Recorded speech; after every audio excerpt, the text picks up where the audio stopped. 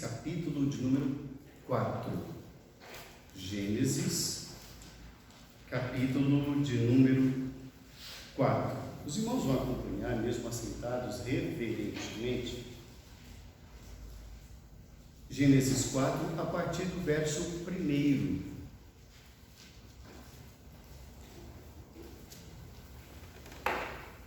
Gênesis, capítulo de número 4, a partir do verso 1. Abel e Caim.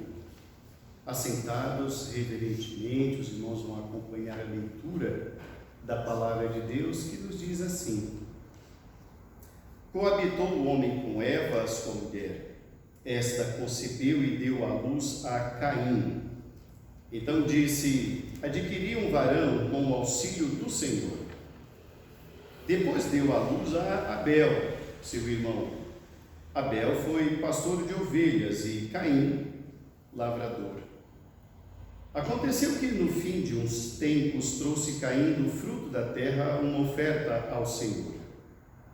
Abel, por sua vez, trouxe das primícias do seu rebanho e da gordura deste. Agradou-se o Senhor de Abel e de sua oferta, ao passo que de Caim e de sua oferta não se agradou. Irou-se, pois, sobremaneira Caim e descaiu-lhe o semblante. Então lhe disse o Senhor: por que andas irado e por que descaiu o teu semblante? Se procederes bem, não é certo que serás aceito? Se todavia procederes mal, eis que o pecado jaz à porta. O seu desejo será contra ti, mas a ti cumpre dominá-lo.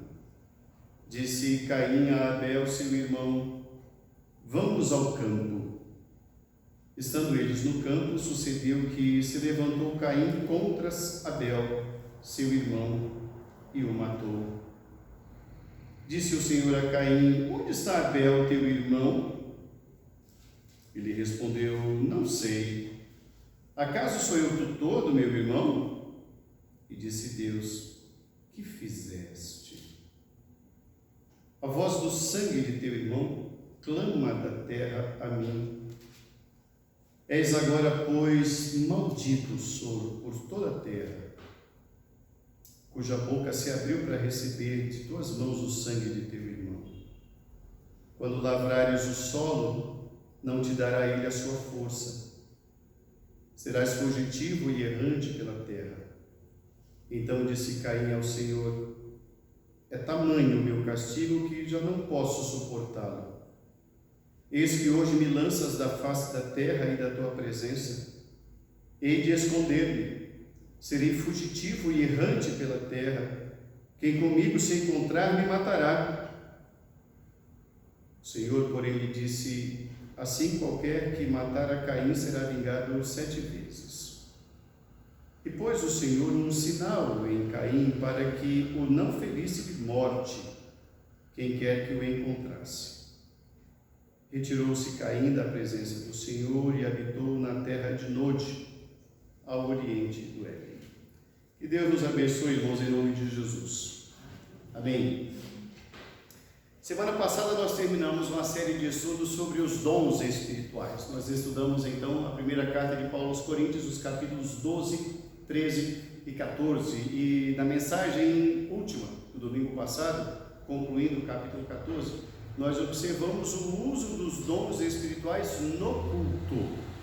E nós fizemos ali algumas observações sobre o culto, e ali então nós dissemos que a partir de hoje nós iríamos começar uma série de mensagens acerca do culto, porque o conceito de culto tem se transformado nas últimas décadas.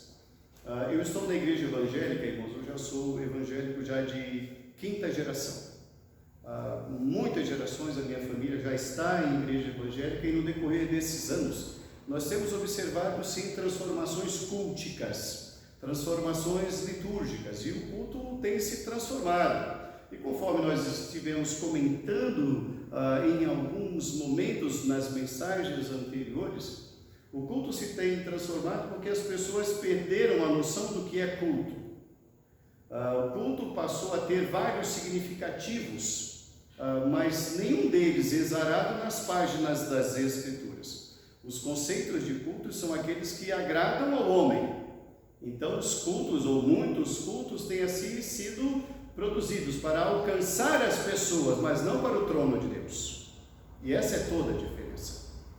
E muitas pessoas reclamam de cultos em igrejas A, B, C ou D, não importa a denominação, não importa a localidade, mas há muitas reclamações ou queixas de cultos, porque os conceitos de cultos que muitas pessoas trazem é o conceito do entretenimento. A mente está tão tomada pelo entretenimento durante a semana toda, o mês inteiro, que ele quer que na igreja o entretenimento continue. Porque na casa dele é assim. Quando ele chega em casa, é assim. O convite dos amigos são assim, são para um entretenimento. Então, é um happy hour, é um churrasco, é um aniversário, é um casamento, enfim, os convites são os mais variados. E quando não os há, então eu ligo a minha televisão, eu vou procurar um programa que eu gosto. Então eu assisto a um jogo de futebol, eu assisto a uma novela, eu assisto a um filme, eu compro a minha pipoquinha, eu vou ao micro-ondas, eu me cerco de algo porque eu quero um entretenimento. E é bom o entretenimento, não é mesmo, irmãos? Como é bom o lazer. Você põe um filme que você quer, um show, que bom, e é bom mesmo, o ser humano precisa disso. Mas quando eu começo a entender que o culto é isso, eu começo a fechar as páginas das Escrituras. Então, quando eu quero que aquele entretenimento do meu lar vá ou esteja na igreja presente, aí eu perdi completamente a noção do que é culto. Irmãos, para que nós conheçamos o que é culto, eu preciso entender basicamente, basilarmente, a primeira lição de culto. Para quem é o culto? Eu tenho que saber responder a esta pergunta. A quem eu estou cultuando?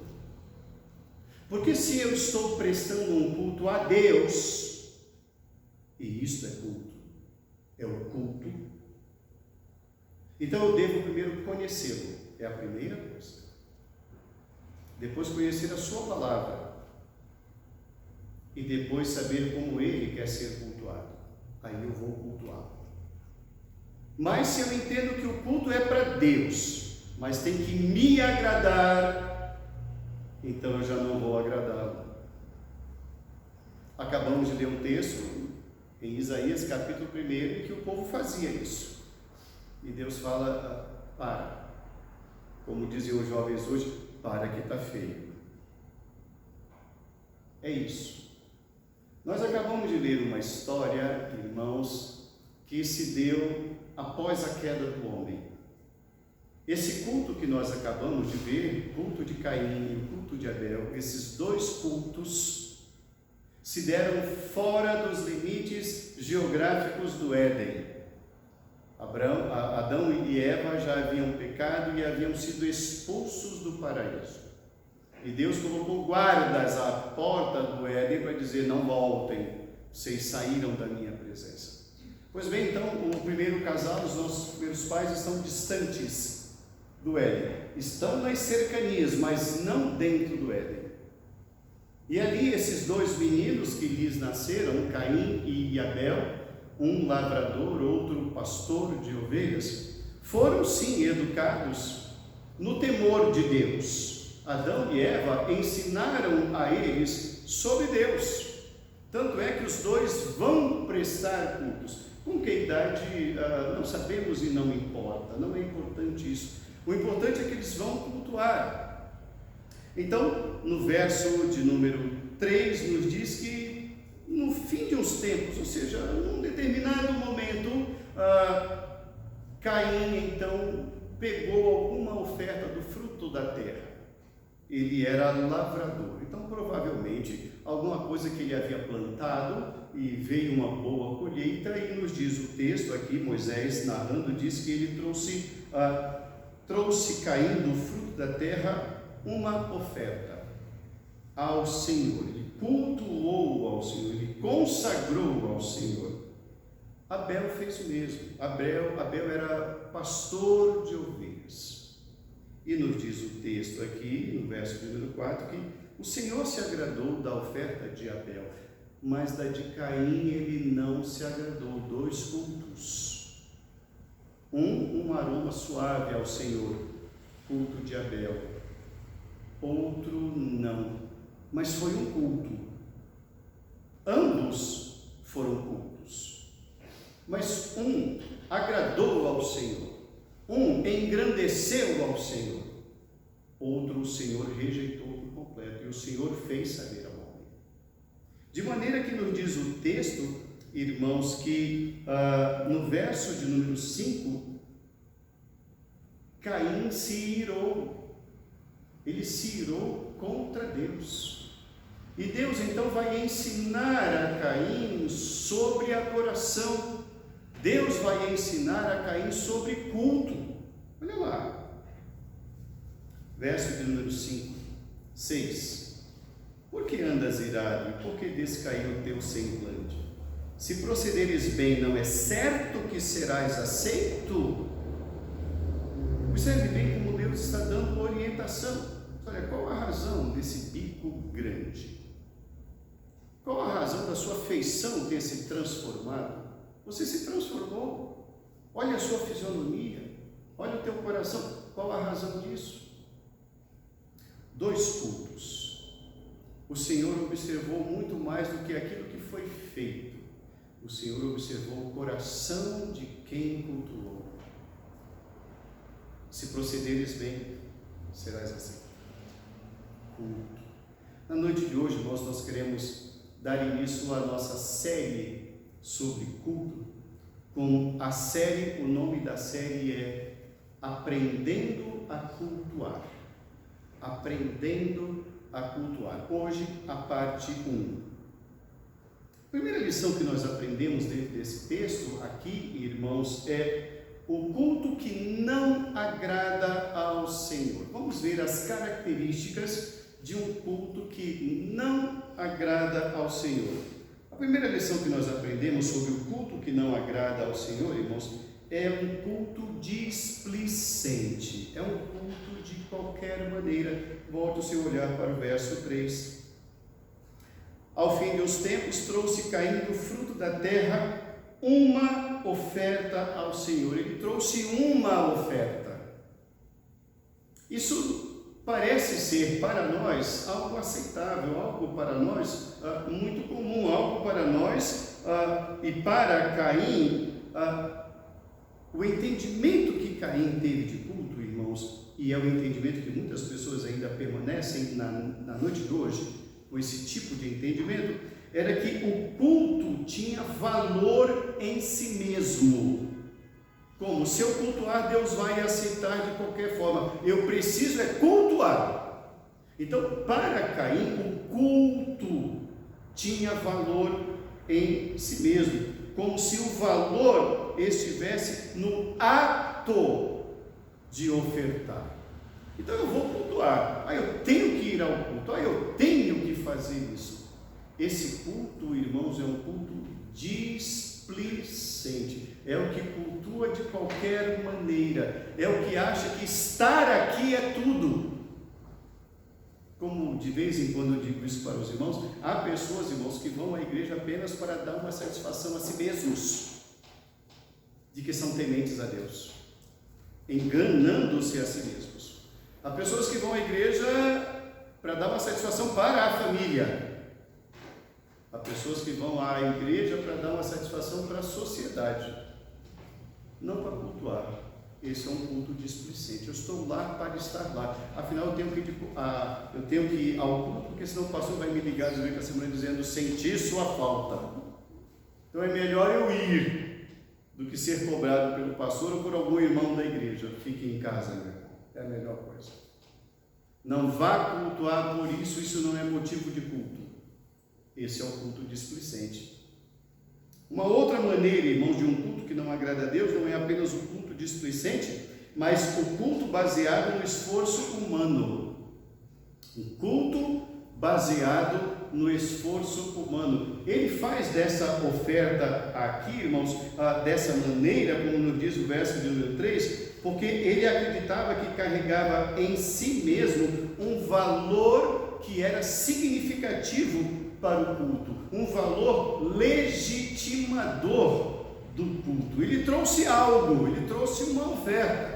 Eu tenho qualquer coisa, eu tenho bastante, eu tenho muitas frutas, eu sou lavrador, eu plantei muitas coisas, eu plantei e vou dar para o Senhor. Ele trouxe algo.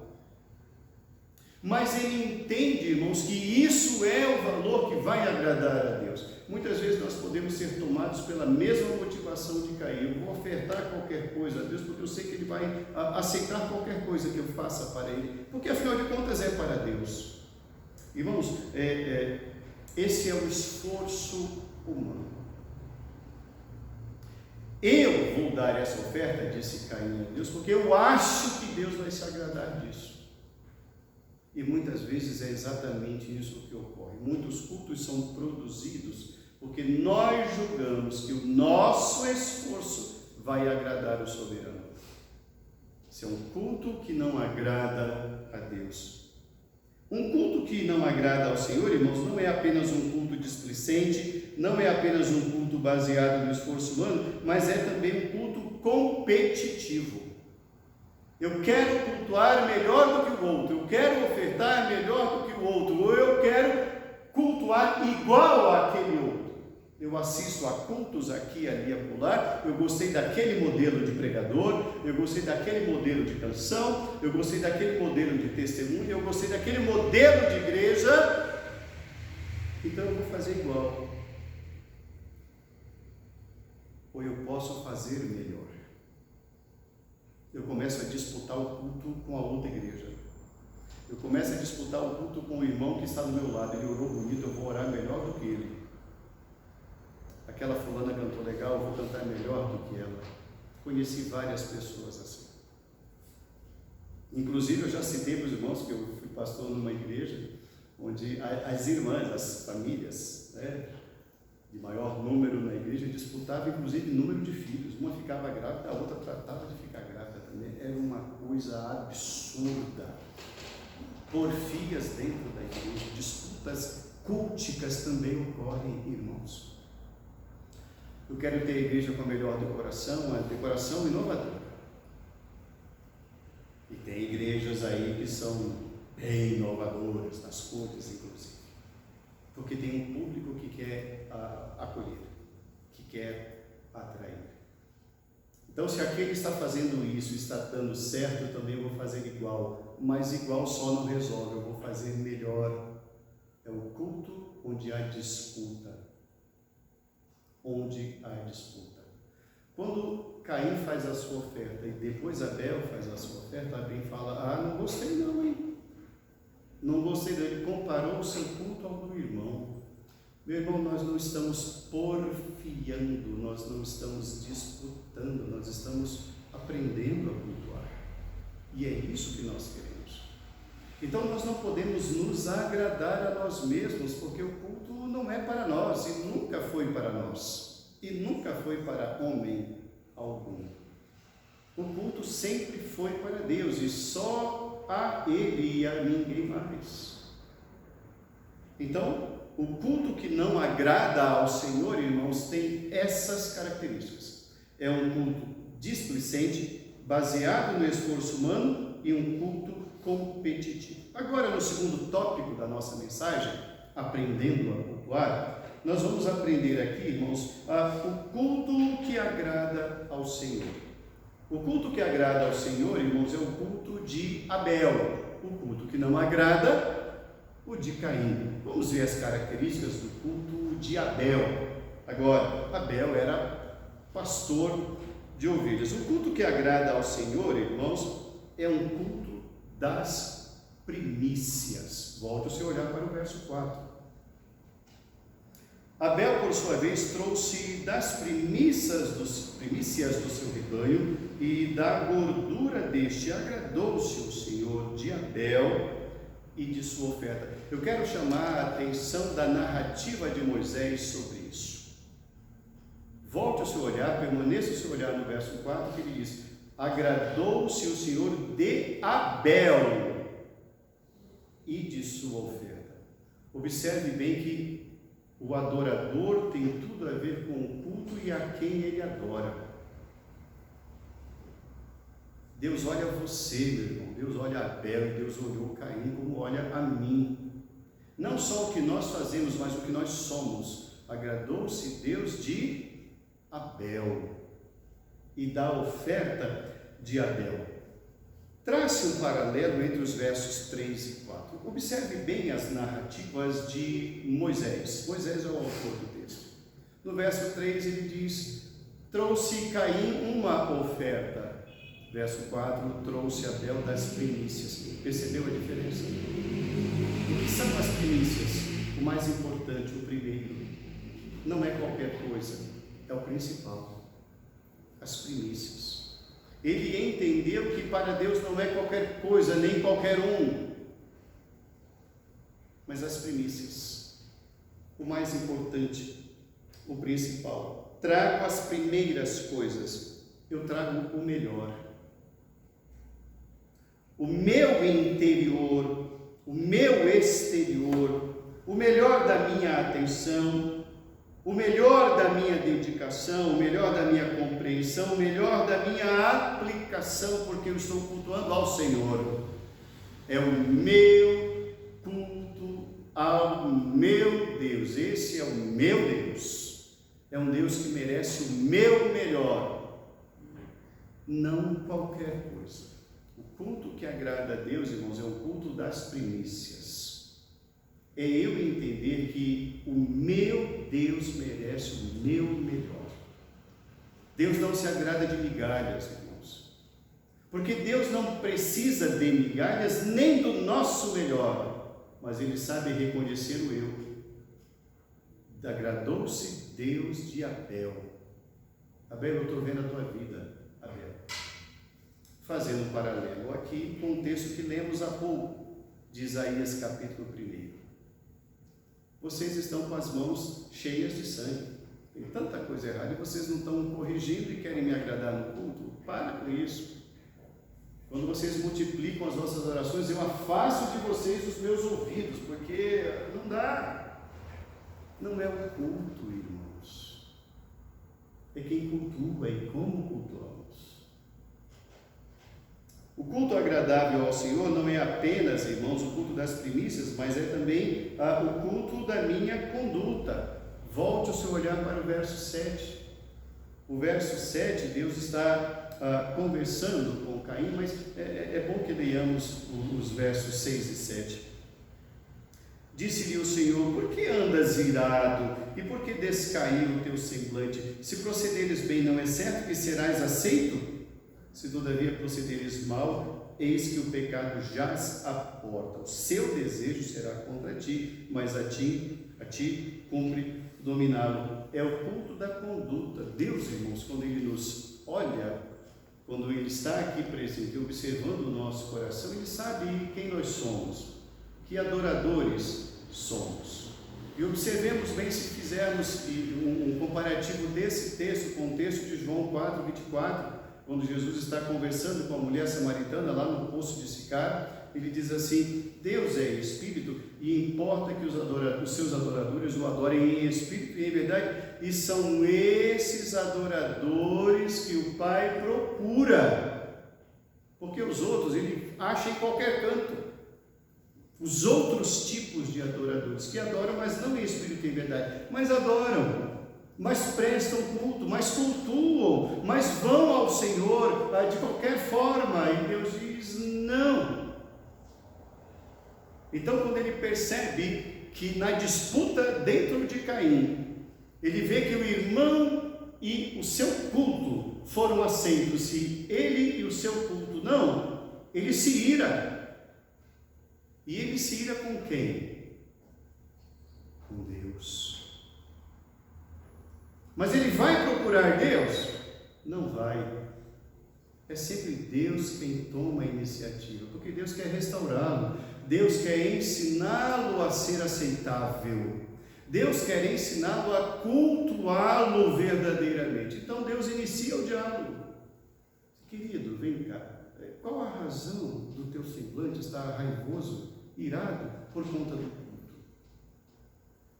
Deus olha o coração de Caim e fala: se procederes bem, culto, vida, testemunho, não é certo que serás aceito? Olha lá a importância do testemunho no culto. Como nós temos falado ao longo de algumas semanas aqui, falamos hoje na Escola Bíblica Dominical, alguns minutos atrás, se não há culto na vida, não há vida no culto. Olha Deus falando isso em algum lugar nas proximidades do Éden, em tempos memoráveis. Ele está dizendo isso: querido, o teu testemunho dá tempo, te conserta, te emenda, você vai ser aceito. Não é certo que serás aceito? E Deus vai colocar para Caim uma outra realidade: há um mal que não sai da tua porta, o pecado jaz à porta, está aí, e você não está dominando. Você deve dominar, mas você não está dominando. Ou seja, Deus oportunizou a Caim um novo momento de culto, um momento de quebrantamento, um momento de confissão, um momento de dedicação, de dizer: oh meu Deus, tem misericórdia, me ensina a te cultuar. Onde que eu estou errando, que talvez eu não esteja percebendo, Senhor, mas me mostra. E Deus está dizendo: está aí na tua cara, você sabe o que é, mas ele não. Ele sai daquele momento, nos diz o texto ali, e ele sai da presença do Senhor. Então observemos bem, meus irmãos, que o culto que agrada ao Senhor é um culto não apenas das primícias, mas é o culto da minha conduta. É como eu estou fazendo o meu culto diariamente. Eu tenho falado isso já há muitos anos aqui na igreja, os membros da igreja estão bem doutrinados acerca disso. Uma outra ideia que a gente tem de culto, errado, é achar que culto é só esse momento que nós passamos aqui. Não, queridos. Isso aqui é o culto comunitário. Quando termina esse nosso culto comunitário, por volta das 19h30, 19h45, né? O nosso culto tem aproximadamente essa duração, 1 hora, 1h15. Quando acaba o culto coletivo, qual o culto que começa? Que continua? O culto individual. Nós não paramos de cultuar, irmãos. Nós vamos cultuar no trânsito, em casa, no passeio. Nós estamos cultuando porque nós vivemos na presença de Deus. Culto é isso.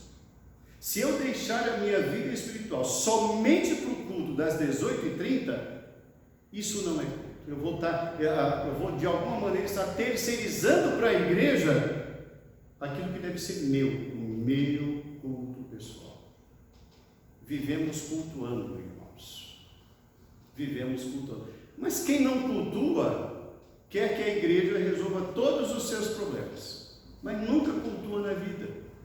Não teve essa cultura do culto. Por isso precisamos entender isso. E Deus está falando isso para Caim desde as cercanias do Éden. Não há nenhuma novidade nisso. Não é invenção do reverendo Elton, não é invenção da Igreja Presbiteriana do Brasil, não é invenção da Igreja Presbiteriana da Bela Vista, é Deus falando. Em terceiro e último lugar, irmãos, nós aprendemos o culto que não agrada a Deus, aprendemos sobre o culto que agrada a Deus, e em terceiro lugar, quais são os resultados desses dois tipos culticos, Caim e Abel. No que redundou isso? O culto de Abel serviu para quê? O culto de Caim deu em quê? Vamos ver as Escrituras. Hebreus capítulo 11, verso de número 4, nos fala de Abel. O autor da epístola aos Hebreus nos diz que Abel foi justificado diante de Deus, mas morreu. Morreu. E ele morreu a convite do irmão.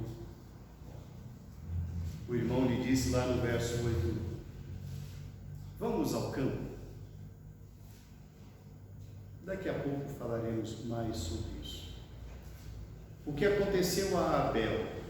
O autor da carta aos Hebreus 11:4 nos diz que Abel foi justificado diante de Deus. E ele foi justificado, irmãos, porque Abel entendeu pelos pais, pelo que os pais lhes ensinaram sobre Deus, por aquilo que eles viveram de errado lá no Éden, porque eles achavam que Deus não é justo, que Deus não vê, eles achavam que Deus não perceberia os erros.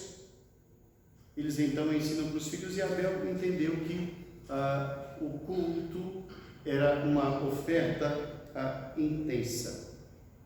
Abel sabia, irmãos, que ele não era capaz de agradar a Deus. E é isso mesmo. O homem que se julga capaz de agradar a Deus, esse é o que menos o agrada.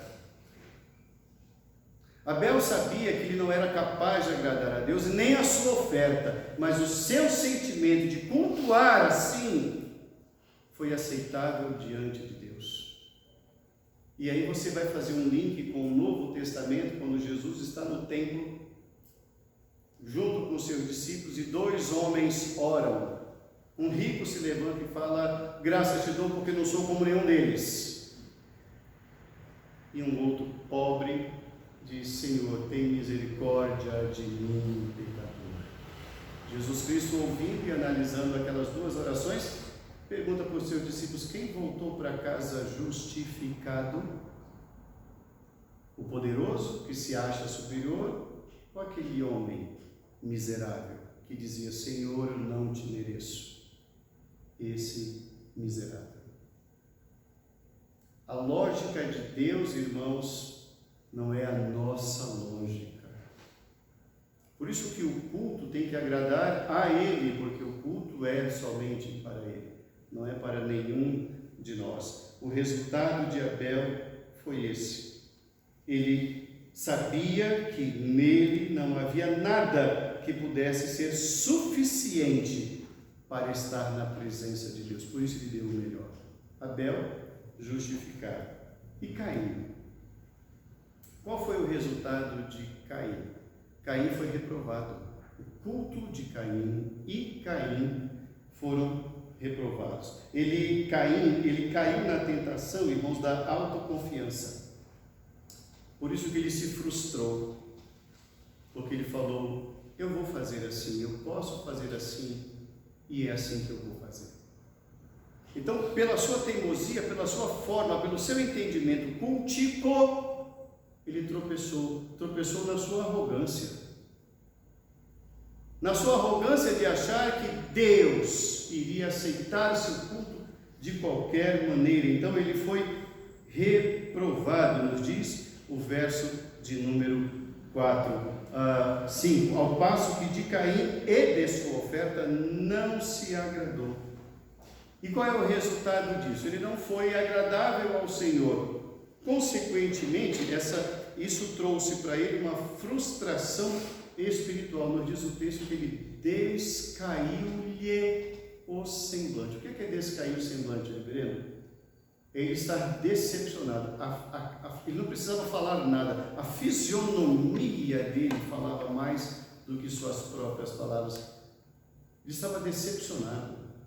Você não podia perder essa parada. Eu sou o primogênito. Mas peraí. Não. Deus é obrigado a me aceitar.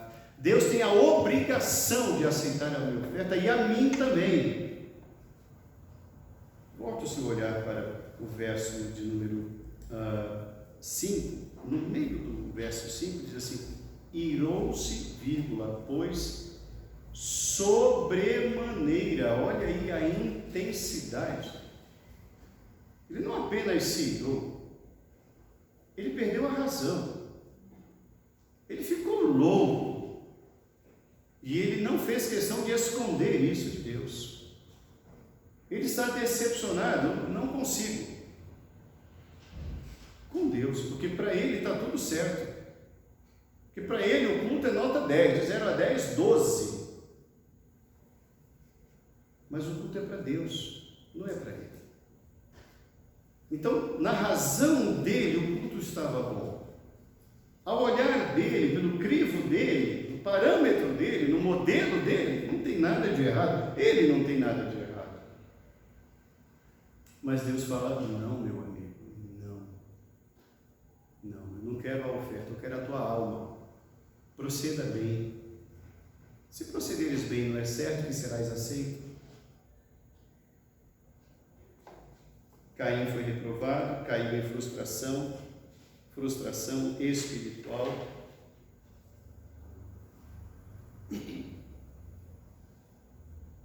Ele ficou absurdamente consternado, contrariado, quando viu que Deus abençoou o seu irmão. E não assim. Ele devia ficar alegre com o irmão, com a bênção do irmão, com o culto agradável do irmão, deveria aprender com o irmão, mas não.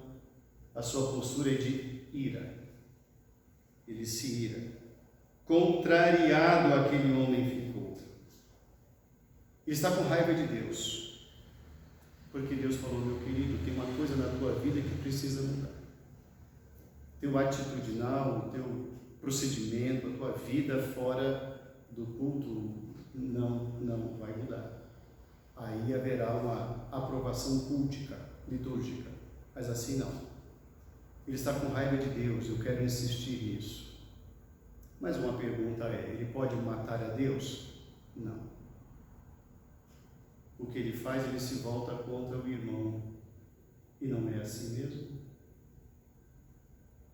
Matar o irmão, queridos, é uma afronta a Deus. O Senhor aceitou ele? Vou matá-lo. Quero ver quem vai te cultuar agora. É isso. Ele está teimando no seu culto. Ele está teimando no seu atitudinal. Ele continua da mesma maneira. Em vez de dizer: ô maninho, me ajuda, me ensina. Deus já me repreendeu aqui, de repente, me ajuda aqui, querido. Não, vou acabar com a tua vida. Porque você é a razão da minha inveja. Irmãos, não acontece isso. Uma pessoa, por ser abençoada, como Abel, só por ser abençoada ela é perseguida. Só por ser abençoada. Não há rixa de Abel para com Caim. Não há litígio de Abel para com Caim. Não há. Abel é só um abençoado. E por isso, e por sê-lo, ele vai perder sua vida, ele vai ser perseguido. Haverá um plano contra ele, e ele vai, de maneira muito ardilosa, construir esse plano, não é? Ele vai se vingar de Deus matando o irmão. O verso 8 nos diz assim que há um convite. O convite dele é: maninho, vamos ao campo. Ou seja, vamos passear, vamos dar um rolê. Não é campo de futebol. Alguns acham que é a primeira narrativa esportiva. Vamos ao campo. Não, passeie. Vamos passear. Você é pastor de ovelhas, conhece os campos. Eu sou lavrador, conheço uma área. Vamos trocar umas figurinhas. Abel vai, sabe por quê? Porque Abel é um menino inocente. E esse menino tem bom coração, ele não está preocupado com a malícia do outro, ele não está vendo essa malícia no coração do irmão. Mas o irmão já tem um plano, e o plano começa com a palavra doce, um convite irrecusável. Vamos ao campo, querido. Os falsos fazem exatamente isso. Eles sabem que você está na sua, fazendo o seu trabalho.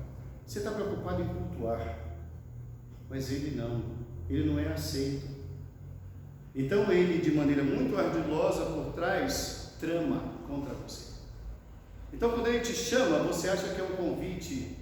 Não, é uma cilada. Ele vai te destruir. Ele vai acabar contigo, ele vai acabar com você, porque ele precisa prevalecer. Ele precisa mostrar que o modelo cultico dele vai ser imposto. Tem que ser imposto. E ninguém o deterá. Ninguém vai deter. Quem o detém ali? Abel. Você vai ser destruído, você vai ver. Teus dias estão contados. Você não sabe o que eu estou fazendo, mas eu já estou fazendo. E o inocente Abel foi para o campo, e de lá ele não voltou. Um pastor de ovelhas, que deixou suas ovelhas sem a sua orientação. Um pastor que pereceu no campo. Um pastor que seu sangue foi derramado de maneira inocente. Um pastor que não voltou para casa.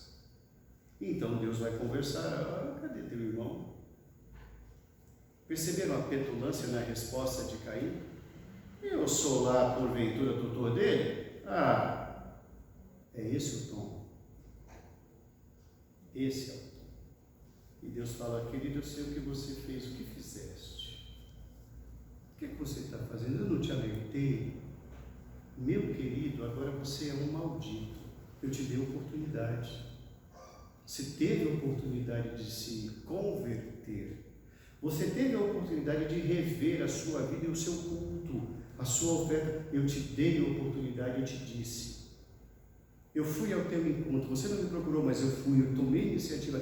Eu te ensinei. Agora você é um maldito. As consequências de Abel, justificado. Caim, um reprovado, um maldito. Mas aí eu pergunto, quem está vivo na história? Quem ficou vivo para contar a história? Abel morreu. Aquele que podia ensinar, compartilhar, ele não voltou para casa, ele morreu. Caim falou, está vendo? Olha só, eu mostro para vocês quem eu sou. Ele viveu.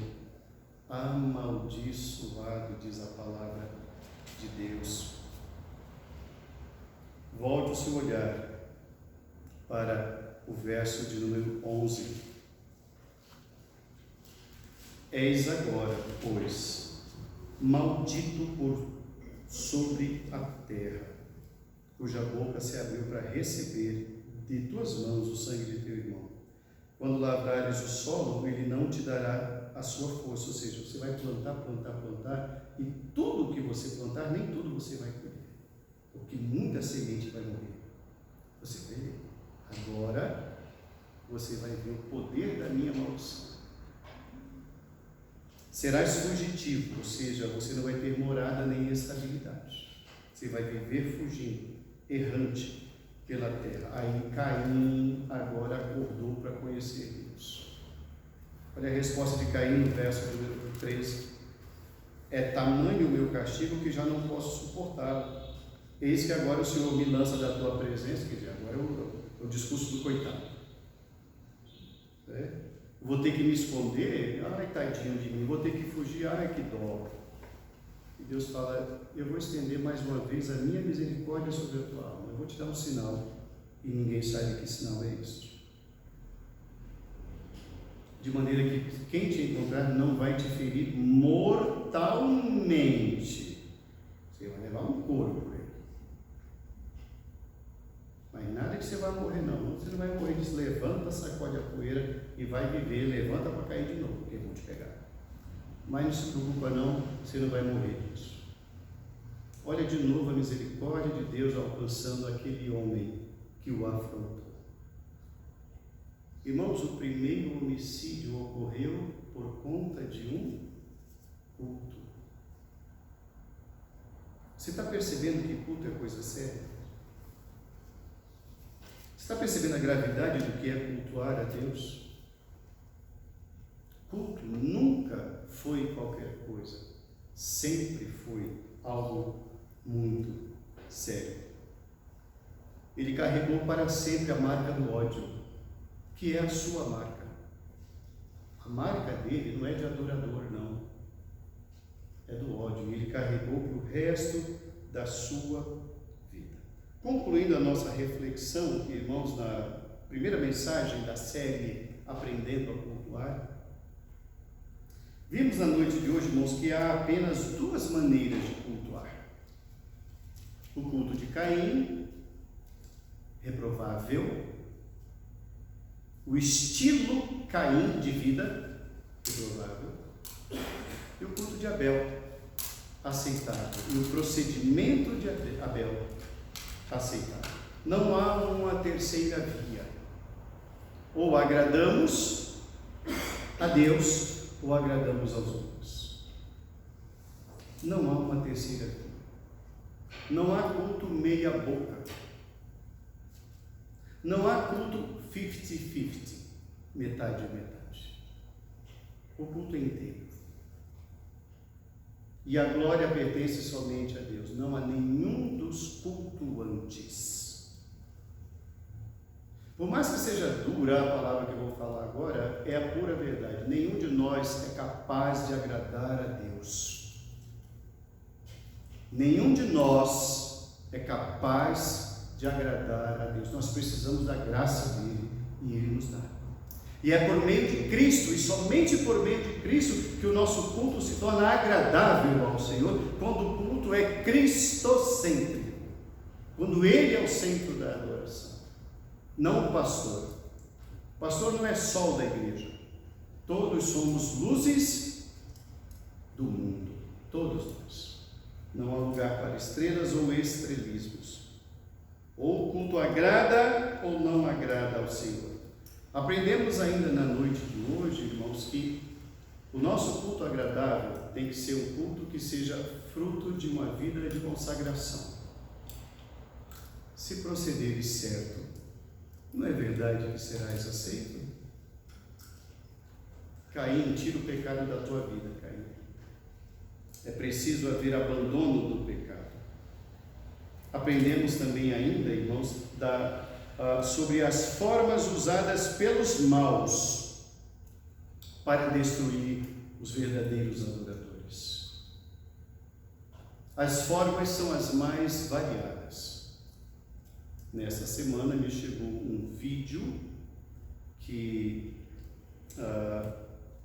da perseguição de um pastor. O pastor começa agora a ser investigado, porque ele está colocando a sua igreja evangélica, para orar contra a corrupção no Brasil. Esse pastor fez um vídeo, lançou, e agora já veio ordem do STF para aquele pastor ser monitorado. O mal tem várias faces, e todos aqueles que se levantarem para prestar culto verdadeiro a Deus serão perseguidos. Começou com Caim, meu irmão. É o espírito de Caim que permanece.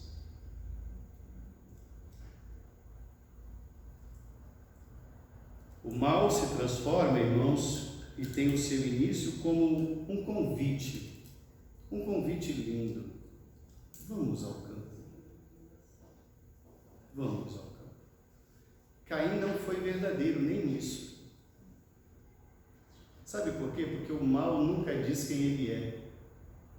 O mal nunca tem cara feia, meu irmão. Não perca seu tempo com isso. O mal não tem cara feia. Mal toma banho. Mal escova os dentes. Mal penteia o cabelo. Mal usa perfume Chanel número 5. Se veste bem. Fala bem. Sabe te seduzir. Sabe. Ele sabe. Mas mal você sabe do que está por trás daquele Chanel número 5, é cheiro de morte. Mal você sabe que por trás daquelas belas palavras há a intenção de morte. Ele não diz vamos ao campo porque eu vou te matar. Ele não fala. Ele não fala. Ele fala vamos ao campo, e na confiança ele foi, mas de lá não voltou. O mal se manifesta. Caim, irmãos, simboliza todos aqueles que são apegados ao mundo terreno. Capítulo 4, verso de número 17, nos diz, volte o seu olhar para o 4, 17. Coabitou Caim com sua mulher, ela concebeu e deu à luz Enoque. Caim edificou uma cidade que chamou Enoque, o nome do seu filho. Caim queria territórios. Abel, a pátria celestial. Perceberam a diferença?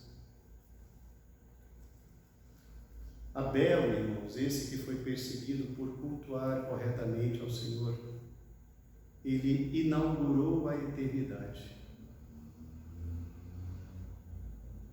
Isso é duro, mas um homem justo, um pastor, inaugurou a eternidade na presença de Deus.